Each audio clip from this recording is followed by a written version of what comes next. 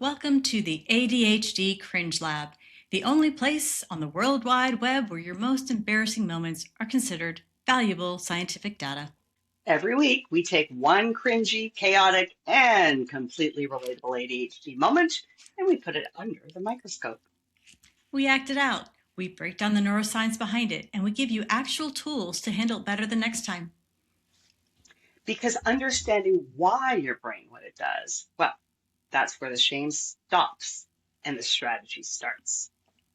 We're Stephanie and Faylene, two ADHD coaches who also happen to be living specimens. Very much in the data. I'm coming to you live from the U.S. Research Wing. And I am joining from the Canadian Research Wing. Two labs. One mission. Open borders, equal cringe. Absolutely no idea what time it is. And nobody stopped us. And keeping watch over the lab, as always, our Chief Cringe Officer, the ADHD Spaghetti Bear. So put on your safety goggles, grab your fidget spinners, and let's start the experiment. Day 12 of the production experiment. Subject B and I are reviewing our first test recording. Data collection is going well. Morale is high. We're doing great. I think here comes subject B now. All right. Okay.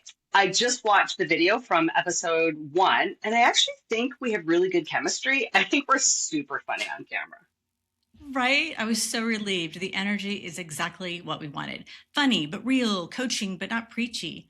And the skit timing was really good, too. It was better than I expected for a first run. Yeah, I completely agree. Your delivery on the dentist appointment line was great. I was really trying not to laugh out loud when I saw the dog toy in your hair. Oh, good. I was actually really worried about that one. No, that was perfect. The dog toy was one of my favorite parts. You're so funny and creative. I just have one small suggestion. Totally, yeah. What were you thinking? Well, I want to make sure the viewers can see the dog toy clearly so they know what you're pulling out of your hair because it's so funny. It really is. I did notice that the lighting is a little dark on my end. It might just be a monitor thing, but I just wanted to mention it. Oh, yeah, I totally get that. I'll fix that ASAP. Great. She noticed the lighting. Of course she noticed the lighting. My nephew noticed the lighting. He's only 17 and he noticed the lighting. I've been canceled by a teenager and now my co-host thinks I am unprofessional. She probably watched that recording back and thought, who is this cave person I'm doing a show with? She didn't say anything about the audio being clean because she liked it. Everything she said was just her building up to the lighting comment. She was just trying to soften the blow. Did she actually mean the stuff about us having great chemistry and being funny? My gosh. I bet she didn't even like the dog toy part. She's probably hoping I can't fix the lighting, so we'll have to cut it. She's probably thinking to herself, I'm glad Faylene is so completely inept with anything technical that we don't have to keep her stupid dog toy part. I bet she doesn't even think I'm funny. She knows I'm just old and a buffoon, turning dials and pushing buttons all willy-nilly on my big TV electric typewriter. I'm no longer relevant. I'm not even funny. I should quit. Actually, I have a ring light. My nephew said he'd set it up for me because I'm apparently old. Oh, that'll make such a difference. Awesome. Totally. Easy fix. Great. Okay, so I think we're basically ready to start the... Do you honestly think the dog toy was funny, like for real? Because if you don't like it, we can cut it. Yes, I loved it. I told you it was one of my favorite parts. Right. Okay. No, I get it. Great. Cool. So about the nope. Okay. No, got it. Thanks. She's asking about the dog toy. Why is she asking me if I thought that part is funny? I said I thought it was hilarious and that I loved it. Did I not saying it convincingly enough? Did I say it too convincingly and now it sounds fake? She seems weird about the lighting thing. Was I too direct? What I should have said was, the lighting is great And maybe, just maybe, we could make it a tiny bit brighter, but only if you want to. And it's totally fine either way. Because honestly, what do I know about lighting? I've made it weird. I've made the whole show weird.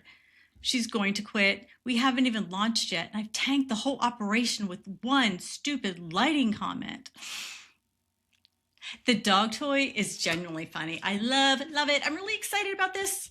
Me too. This is going to be so good. So So good. good.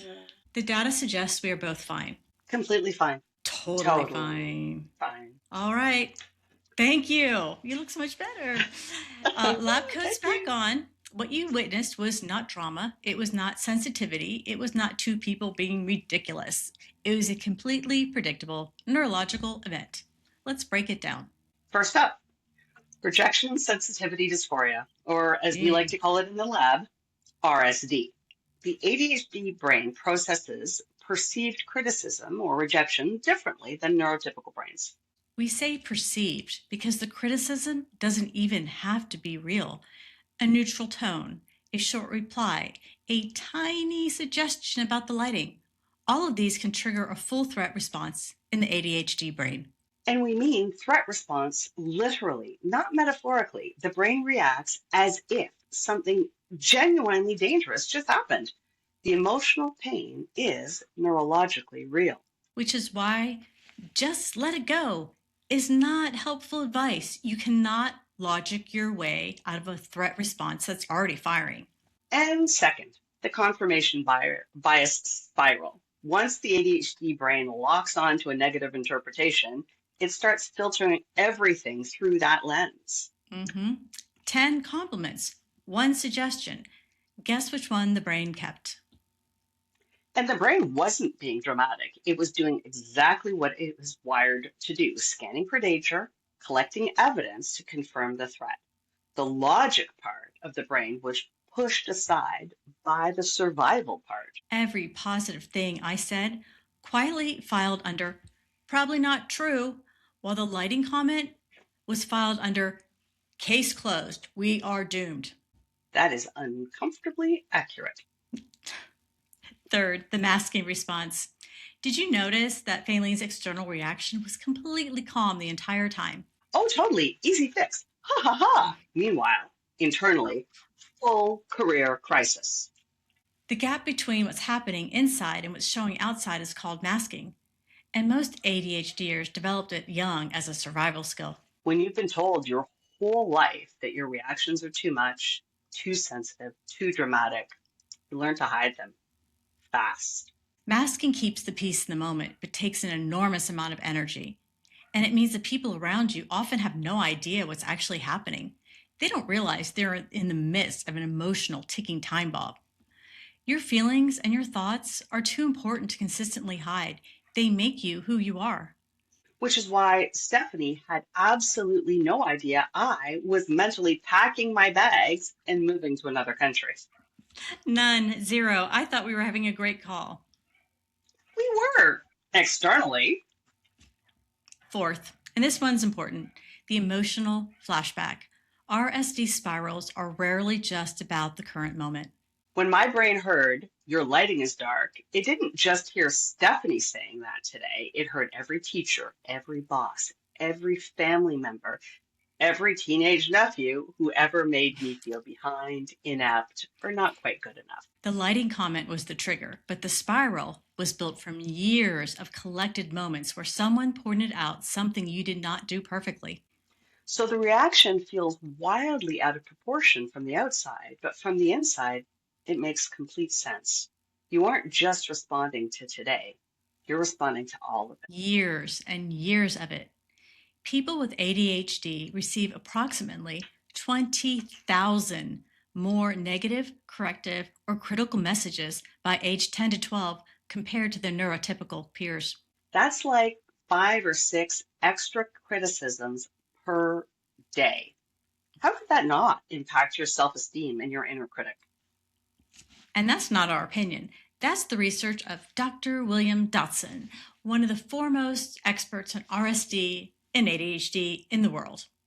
The weight your nervous system has been carrying is real and it is documented. That's science, and it's a heavy load, my friends. So, if you just heard that and thought, that is me every single day. First of all, same, And second of all, before we talk about what to do about it, we need to sit with something important first.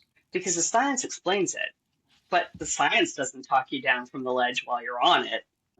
Welcome to the validation station. So if you saw yourself in that skit, the spiral, the masking, the smile while your brain is on fire, you're not too sensitive. You are not dramatic. You don't need to be fixed, and you're absolutely not alone.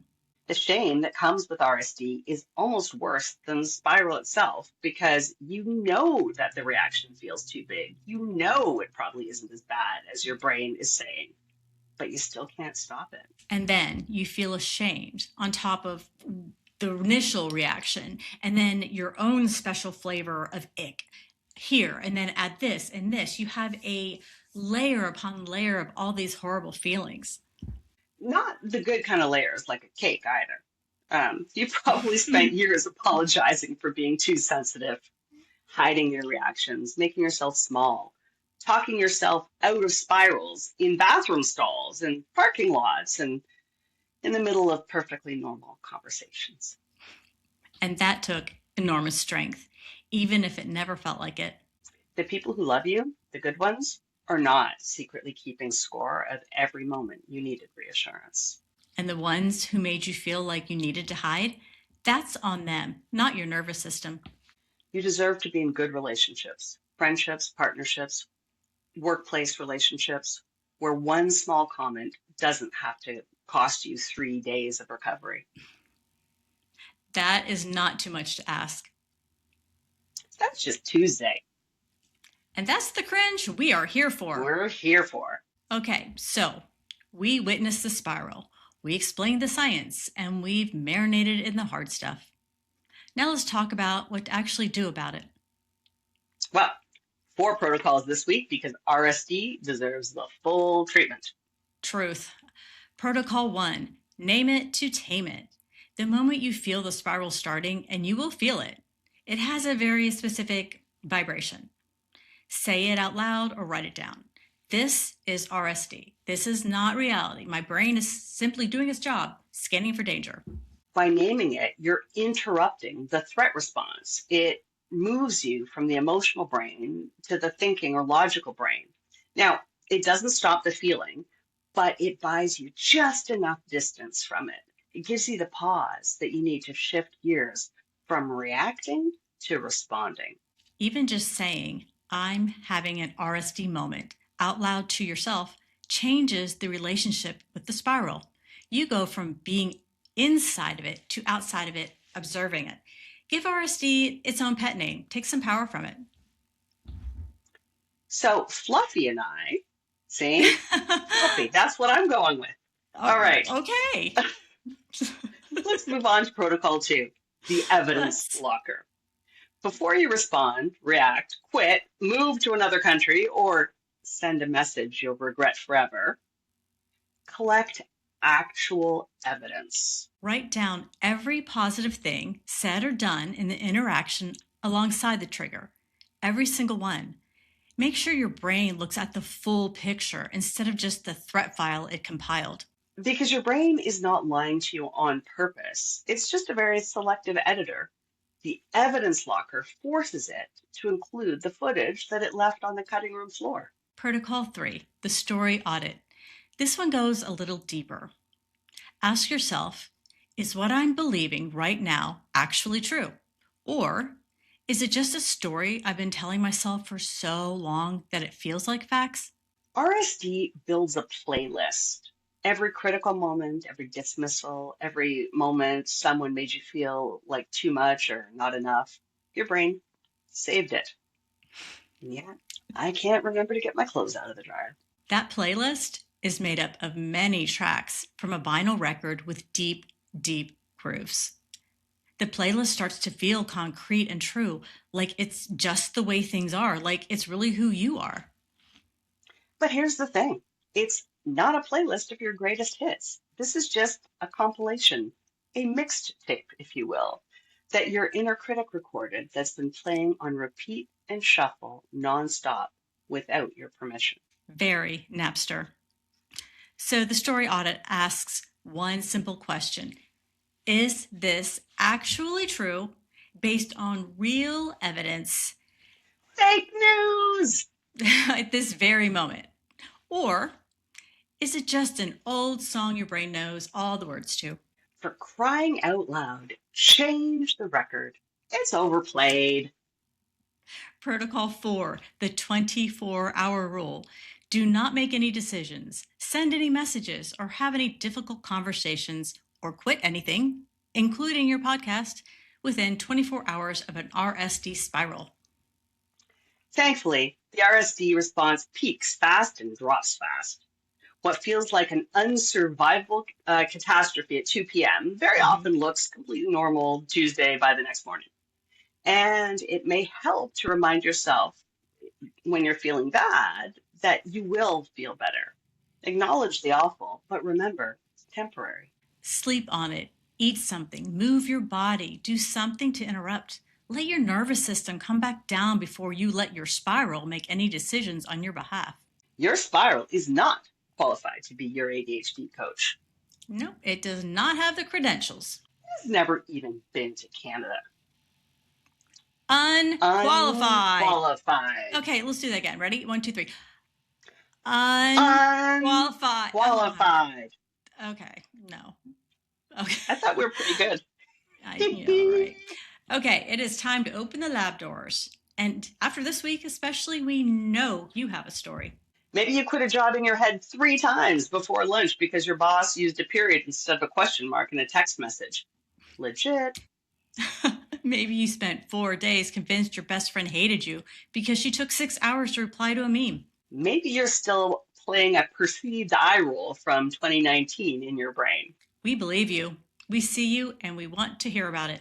Send your story to the lab. You can email us at theadhdspaghettibear@gmail.com or click the link in the description to fill out our cringe fashion form. Keep it anonymous if it's just that cringy. Now, good news, my cringe story for next week is already ready to go, as you can see, and not anonymous. Right. Your spiral could be our next experiment.